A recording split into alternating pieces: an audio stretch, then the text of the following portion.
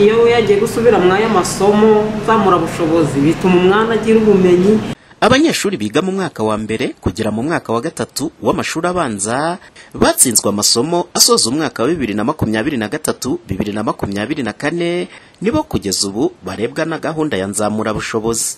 Bamwe mu babyeyi bo mu karere ka Musanze by'umwihariko mu murenge wa Nkotsi bavuga ko kuva iyi gahunda yatangira hari bamwe mu babyeyi usanga banga kohereza abana babo muri iyi gahunda kandi bayigenewe. Biterwa n'imyumvire y'ababyeyi bavuga ngo n'ubu ni ngo profite mu iki kirugo turimo mu myinshi nari mfite wajaga ku ishuri nkirirwa ndi gukora nje nyine akazi kambana kenshi tuyenda go profite mwenda gusubira ku ishuri buramfasha akabo baramusibije guca afite umwana mutoya tuje kubura rembera mu rumuna wawe nk'ibyo nyibyo tinanje ngire ko nanga ngiraho nakwigeza bikagira izihe ngaruka abandi bari kwiga ni ya mitsindire mibi ugasanga umwana abandi bageze wagiye gutangirira hasi kandi abandi bageze ku ntera kuri level nibura ya kabiri.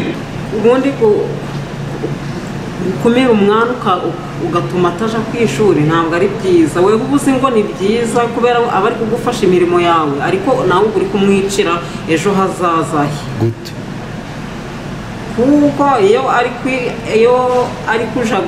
iyo yagiye gusubira mwaya masomo zamura bushobozi bituma umwana agira ubumenyi nawe akagira umuhate bwo kugira ngo azatsinde ubutaha kuko iyo yatsinzwe bimutera ipfunwe mu bandi bana. Ni ukuvuga ngo dukomeza kugenda twigisha tuba hafi noneho nk'umubyeyi tukomeye tuti ikiri kubura ni igiki ngo tugutere inkunga ariko mwaje kwishura. Kugeza ubu abanyeshuri basaga 11,000 nibo bagombaga kwitabira gahunda nzamura bushobozi mu karere ka Musanze. Gusa nk'uko bivugwa n'umuyobozi w'aka karere wungirije ushinzwe imibereho myiza y'abaturage Kayiranga Theobald avuga ko hari abanyeshuri batari kwitabira iyi gahunda. Iyo turebye natwe dusanga ko hari abana batitabira kuko biteganywa. Hari imirenge imwe dufite twatangaho urugero nka Cyuve abana bitabira 97%.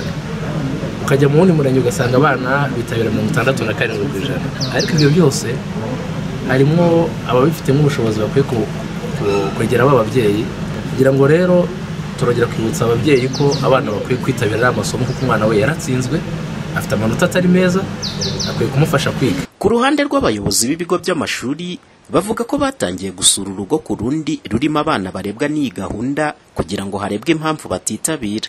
Nteziryaye Emmanuel ni umuyobozi wa groupe scolaire Muhurura.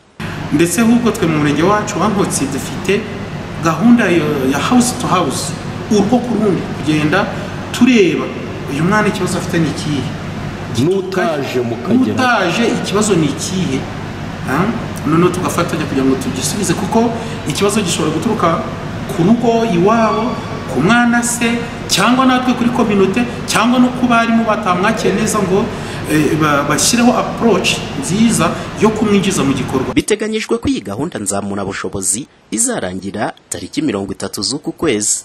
Ni mu gihe abanyeshuri bitabiriye iyi gahunda baticwa n'inzara kuko bagenerwa igikoma ndetse na biswi bya buri munsi. Umuhoza Honore, Flash TV, mu karere ka Musanze mu majyaruguru y'u Rwanda.